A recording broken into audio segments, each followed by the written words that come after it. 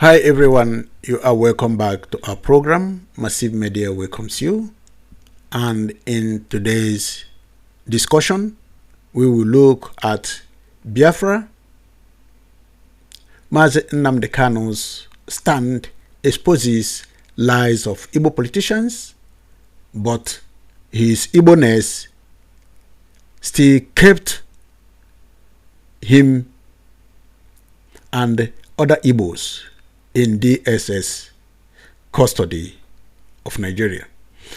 When we say other Igbos, the followers of Mazi Nnamdi Kanu are also in detention as long as the head of IPOB is kept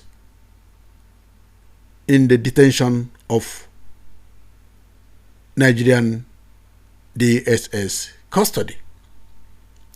That is a special hostage. We will get to that, and a non-Igbo man will explain why he is held in hostage. But what baffles the Igbos, people of other tribes in Nigeria, and the world at large is the activities of Igbo politicians. They play hide and seek games, all to maintain their political stand. None of them is free of that. They all showed their colors, that they are all against the Igbo populace they claim they are representing, and Mazi Nnamdi Kanu, whom they see as a threat to their political career. Nevertheless, he is not giving up. His followers are not giving up. He has had the opportunity of having a representative. When they held him hostage, they believed that that would be the end of the journey.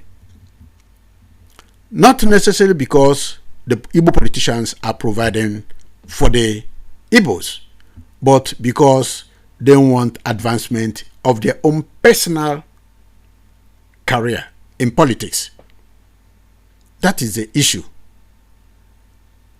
They were accused of being part of the rendition which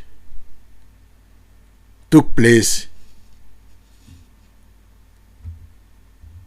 in Kenya.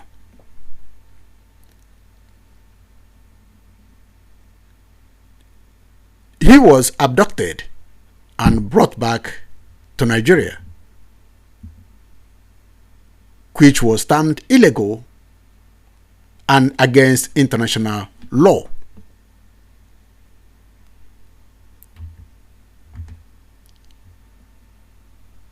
But the question is, how long have they done that? Why do they give wrong impression when they visit Mazi Nnamdi Kanu in DSS custody? Because it is selective. Those who have the interest of government against the IPOB and the declaration of Biafran nation are being allowed to visit him, to talk to him, to dissuade him from the agitation, to make complaints against the sit at home, which they saw as a weakness against them. They go to the DSS custody to make complaints to Mazi Nnamdi Kanu, the leader of IPOB, against his disciple, the Biafran Prime Minister in exile, who is keeping alive the movement of Biafran Nation, who is carrying the mantle to seek for recognition and the restoration of Biafran Nation. These lies were reasons why they visit Mazi Nnamdi Kanu in the custody. They call names, they abuse the Prime Minister in exile, all to discourage the pursuit. On the other hand, to enable themselves to pursue their political career and enjoy the embezzlement of fund. None of them have been able to make creditable improvement based on the fund they are being allocated, except in the current situation where the governor of Abia State is showing a difference.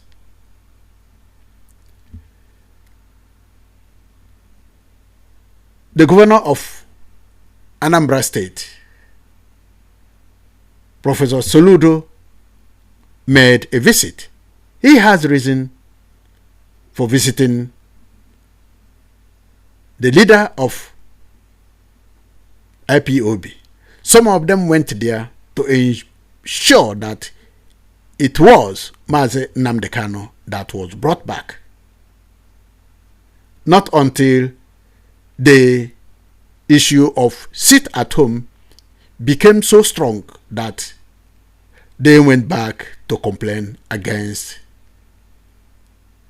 Mazi Simon Ekpa, who is engineering the sit at home.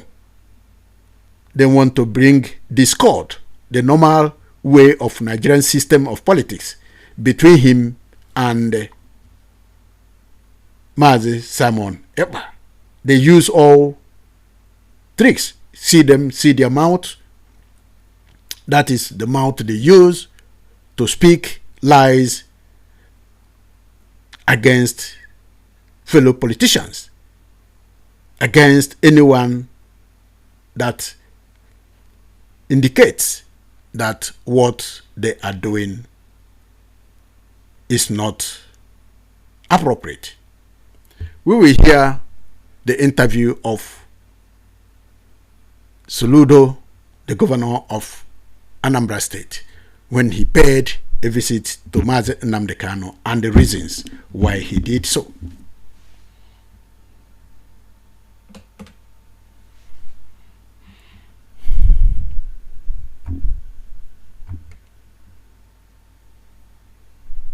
Towards cleansing Anambra of all forms of agitation and criminality.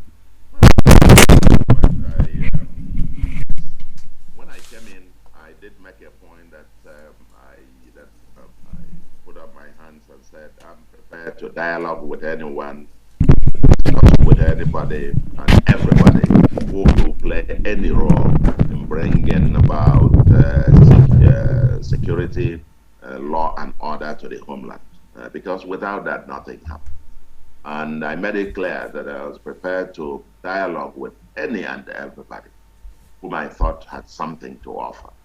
And in that process, we met with the clergy, we met with the town unions, we met with the traditional rulers, women groups, youths. We even had the security summit, and I had tried to meet with all kinds of disparate groups, appealed, even gave amnesty to those in the bush armed in their various camps. Come out. We'll provide you something. We'll try to help you to rehabilitate, and so on. And the truth of the matter is that Nnamdi Kanu and is a leader of the IPOB. Okay.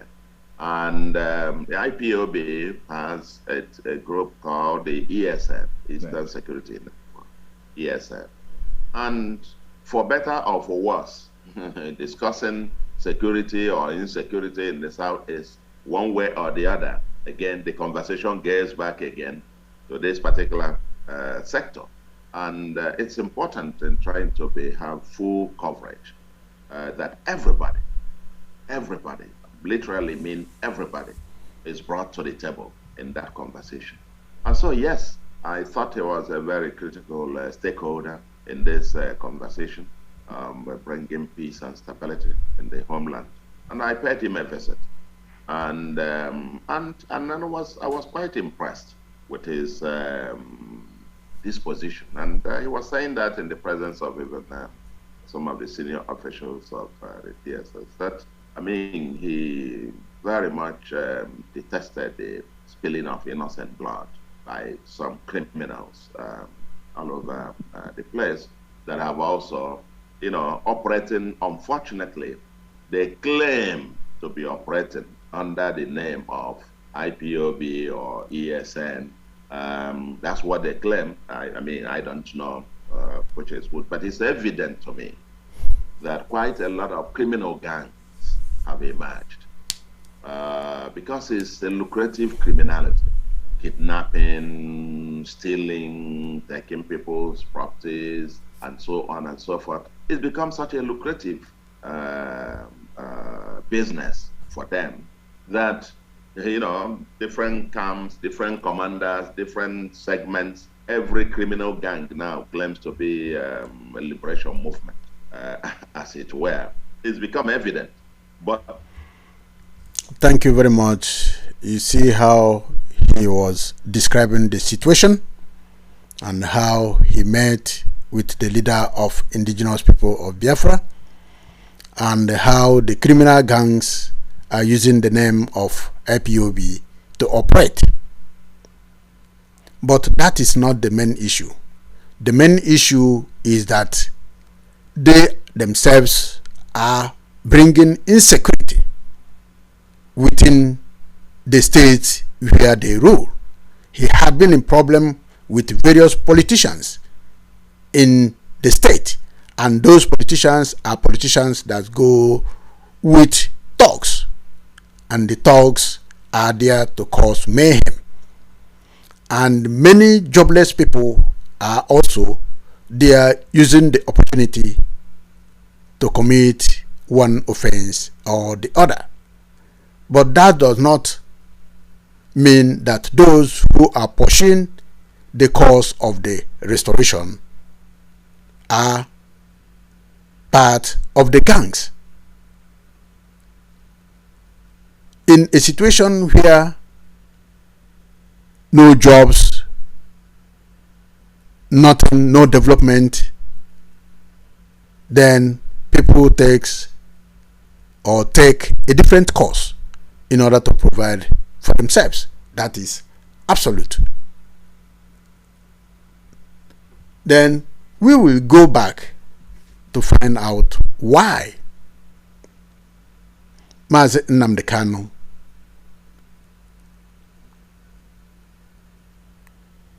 is not being released. We have politicians who criticize the youths but do not provide them with jobs. We have politicians who are against everything except what they do. But these politicians, the governors, except on exceptional cases, do not interact with one another because, one, they are from different political organizations. They hate one another. They can only interact if they have somebody to discuss about. That is the case with the politicians of Igbo extraction and Nigeria at large. We have also seen the issue whereby the politicians find it difficult to select a candidate to represent Igbo Nation? Is that from the kidnapping group? Is that from sit at home? No, because they don't love one another. They hate one another. That is the issue. They can only come in unison if there is a victim they want to criticize, they want to fight against. But they can't fight against injustices being peddled against the Igbos.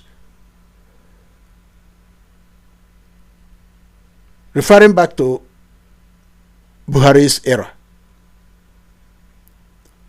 what did they do? They were there when infrastructural development were distributed. Did they fight for the Igbos? They only talked, but never fought for it. And that was why it eluded them. So coming back to what we said or stated earlier, they are deemed responsible for incarceration of Mazi Nnamdi Kanu and also accused of being responsible for his continued detention in the DSS custody. This time it's not Igbo man that is saying this. It is a politician from Southwest and a human rights activist who is accusing them of all this. He had his interview and none of them challenged to say what you said is wrong. No, they can't do that because they know that what they are doing is correct. We will listen to Sowore,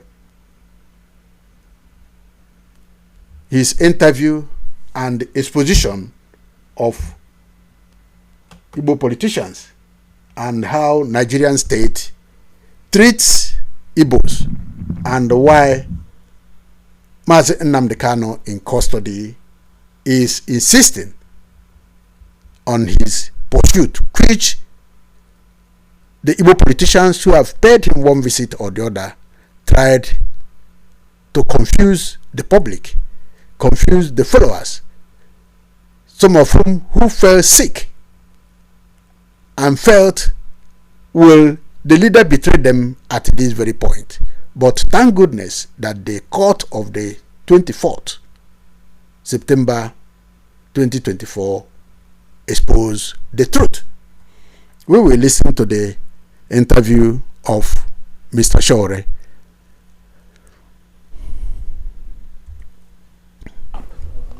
Well, what you must know is that Nnamdi Kanu is being held hostage on behalf of the famed unity of Nigeria. That's what it's all about. It's as simple as that. If you mention his name in certain circles, they don't want to hear it because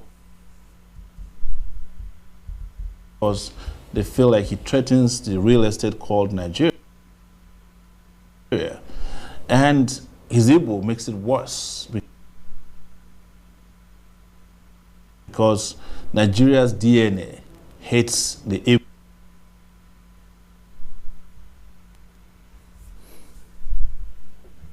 for attempting, in the 60s and towards the end of the 70s, to leave a country that said is no longer favorable to their existence.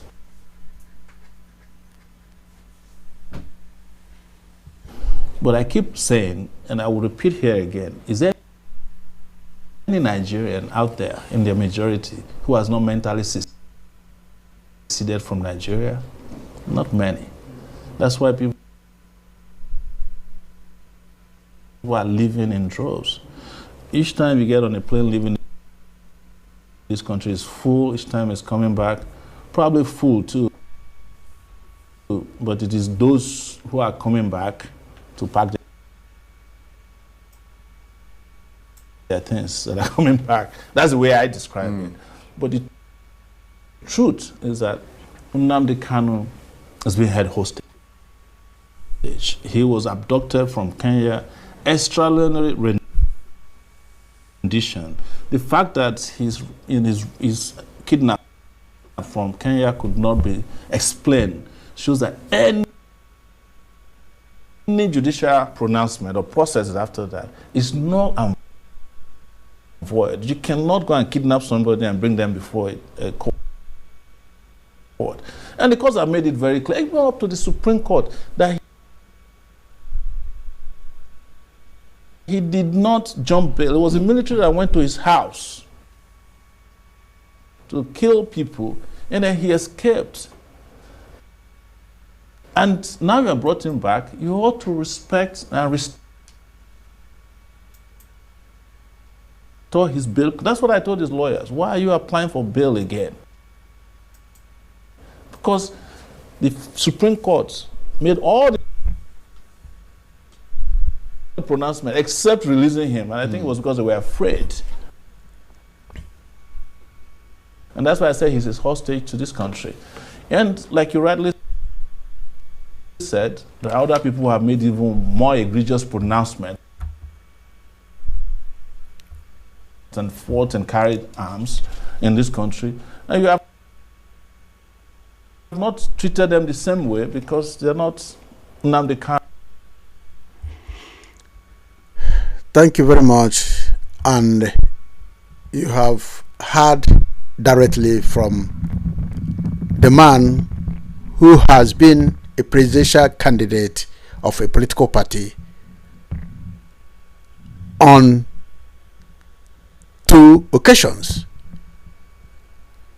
Calculating it is about 8 good years he has been pursuing the post of presidency in Nigeria. He had inner information. He has been accused, he has been detained, and as soon as a Yoruba man came into the post as president, he released him. He did also release another Yoruba man, an activist, accused of stockpiling arms by Nigerian government. He was released. But because Nnamdi Kanu is an Igbo man, he has to be detained. That is what is telling the world that being an Igbo man in Nigeria is a problem. They hate Igbos because they believe Igbos fought a war against Nigerian state. That is the truth of the whole matter. That is why they are doing that. And because Igbo politicians themselves are not those, present day politicians are not those who fought the Nigerian Biafran War. They are those who enjoyed the benefit of the military when they were young, and they took the advantage and became politicians. Therefore, they are only serving Nigerian politicians from other regions, and that made it possible for them to be openly disgraced, because it's a disgrace. If you think it is not a disgrace, then why not all Igbo members of National Assembly resign to show that you have the interest of your people at heart, from the ministerial positions to legislative positions. You protest. The world will know that what they are doing to your own ethnic nationality, you do not like it, but they do not resign. Instead, they fight against one another, showing that necessarily it is not the cause of the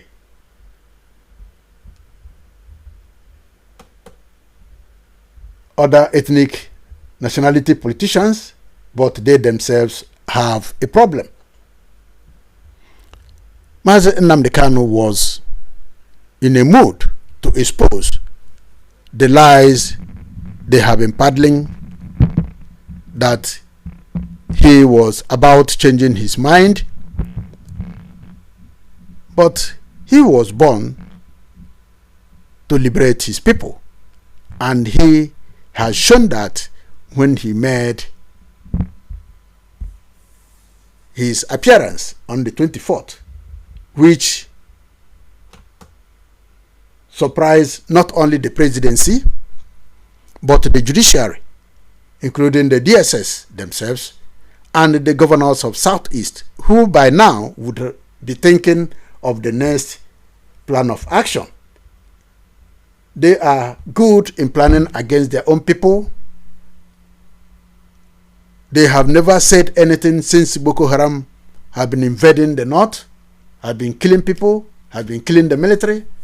They have not said anything against those who criticize the Igbos, including Asari Dokubo. They have not gone out to say why should they not release Mazi Nnamdi Kanu.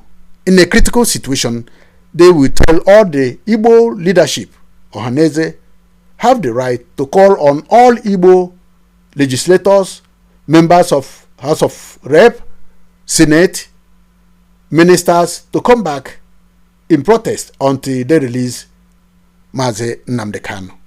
But that is not their interest. Their interest is to criticize Simon Ekpa. Their interest is to say Nnamdi Kanu is trying to divide Nigeria. But what they are doing to Igbos, the Southeasterners, they cannot themselves defend the cause.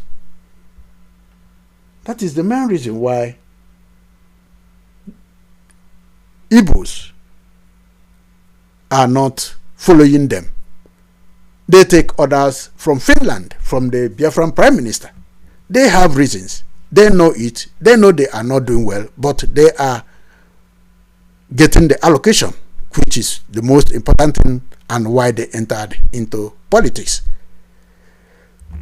Let us listen. Research, you will understand the vacuousness, the emptiness of all the charges against me. Okay. They kept switching the charges. Yes. They said I committed this crime in England, isn't it? Yes. I made a broadcast in England. Yes. And in 9 charges leveled against me, this place where I committed this crime was London, in the United Kingdom. Yes. When my lawyers came to see me, I had a discussion with them about how I'm going to defend myself. They removed it. I told them that no court in Nigeria has jurisdiction to try me. They removed that lump. Because since this offense was committed in England, so they said, it's only a UK court that can give a Nigerian court the authority to proceed, isn't it? Yeah, based on that, they removed London. Based on that, they now amended the charge again and removed London. Location of the broadcast. Location of the broadcast. Contrary to section 196. 174 of the Terrorism Prevention Act 2022. In violation of their own laws. In violation of their own laws. And you want me to stand trial trial under such circumstances? Is that possible? Nnamdi Kanu to stand trial where these shenanigans are going on? It's not possible. You've asked Justice Binta to recuse herself. Yes. Do you have that time on your hands for the case to go to the CEJ for it to be reassigned to another judge? As long as justice will be done at the end of the day, that's what bothers me. For justice to be done. I cannot be tried in violation of a key provision of the Constitution of Nigeria, Section 36. It's as simple as that. But now she's saying the part of the topic I'm making reference to was a contributory statement by one of the justices. The Constitution of Nigeria says any determination made by the Supreme Court is binding on a lower court. So I was actually surprised that a high court have refused to obey or abide by the determination of a Supreme Court judgment. And then take the only part that is against him and then refuse to apply the part that is in favor of him. This cherry picking of what was contained in the Supreme Court judgment is what I'm against. Yes, that's correct. It should be implemented holistically. Yes. I'm not against facing any trial. After all, I'm innocent, so they have not been against me. But there cannot be any trial when key sections of the Constitution and a key Supreme Court judgment has been violated by a court of law. So you'll be patient for the case to go back and come back to the court? This is my 4th year in solitary confinement in detention. The 5th year will not kill me. Sorry, what of it is... We have many of that. Mr. Kanu, one last question. Mazi, one last question. With reference to what she has asked you earlier. Justice Binta made it known that she's one of the senior judges in this court. Yes. What if... And I have respect and love for her. She knows. What if this case comes back to her? Because she said no other person... It is not possible. This persecution of the Igbo people, this orchestrated, almost global persecution of the people, stops with me. It cannot happen. It can never happen. That is why we do what we do. That is why I do what I do. I am campaigning for the freedom of my people because of the persecution that we're facing. Thank you very much. This is the most important area where the Igbo politicians are afraid of. And this is the area that proved their lies against the continuity of the agitation. They have given many excuses. They have made many allegations, especially against the Biafran Prime Minister in exile, who has been championing the continuity of this project in the absence of the leader. You remember what happened with Nelson Mandela? Nelson Mandela was in prison, in custody of the apartheid regime, while those outside were still campaigning, protesting, and meeting international organizations, not only for the release of the leader, but also for recognition of the present day South Africa. Biafra will not be exception. It was not always easy with them. They had oppositions, and the Biafran agitators, led by Mazi Simon Ekpa, while the leader is in detention, is appreciated by the international community. If you are in Nigeria, you may not understand the issue. But if you are outside and you are the type that associate with politicians in the various countries where you are, you know the reasons why the EU has been ignoring Nigerian plea to be against Simon Ekpa, the Biafran Prime Minister in exile. This is simple. There is what is called dialogue or negotiation of the key issues which Nigerian government and Igbo politicians refuse. Instead, they are using gun They want to kill everybody. That is not the issue. How many people did apartheid regime of South Africa and the Southern Rhodesia, Zimbabwe, how many did they kill? But at the end of the day, they achieved their success. Please, Igbo politicians, you should drop your arms, drop the military, drop the police, drop DSS, drop every security agency you are using against the people, and sincerely have dialogue with the protesters, those who have had advanced cause to bring Biafra, not those who are supporting you. With this, we come to the end of this very program. Thank you, and God bless you all. Please do not forget to share, like, comment, and also touch the notification bell for more programs we do here to come to you. Thank you, and God bless you. Bye.